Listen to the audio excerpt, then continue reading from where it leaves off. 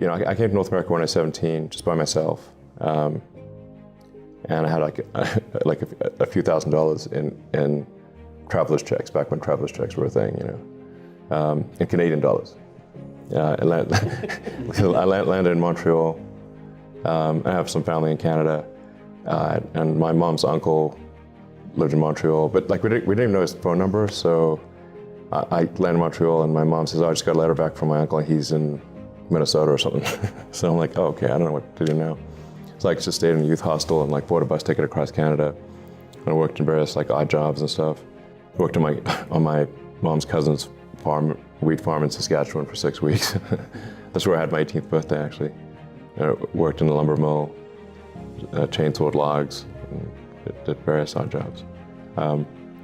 And then went to college in Canada for a couple of years. I paid my own way through college, by the way. But in Canada, it's easier because the college is more subsidized, and I was a Canadian citizen through my mom.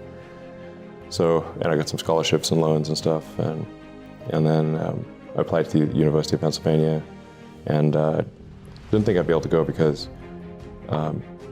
tuition is really high, but they gave me a scholarship and loans and stuff, so I was able to go there.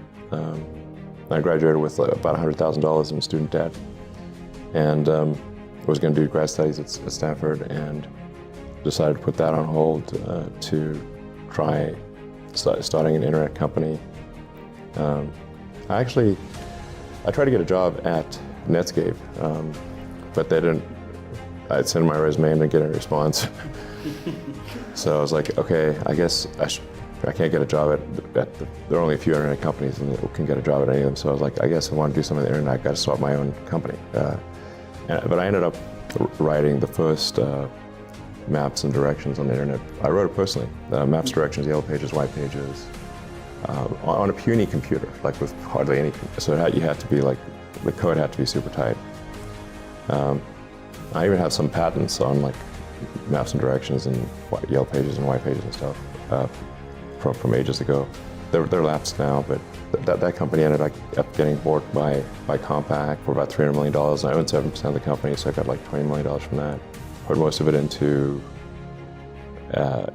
X.com, which merged with Confinity to create PayPal. And then I got about $180 million from that. And I put all of that into SpaceX, Tesla, and SolarCity. I just basically kept all the chips on the table and just let's play another round. This is not about trying to enrich myself. I do not live a life of conspicuous consumption. I work, very long hours, but I think what Tesla's doing is important to the future, and that's why I keep doing it.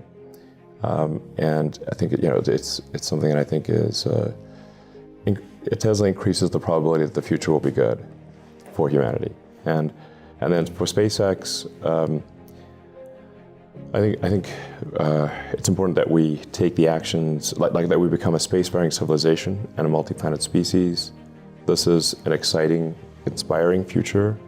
You need to have things that, when you wake up in the morning, you're excited about the future. Why live if it's all about solving problems or being miserable? But why live? So there got to be things that are inspiring, that get you in the heart. And I think space is one of those things. So, look at the Apollo program and, sending people to the moon in '69. And wasn't that a great thing for all of humanity? Great thing. And if you ask people, what are some of the greatest things that humanity's ever done, that would be one of them. And I think, around the world, people would agree with that.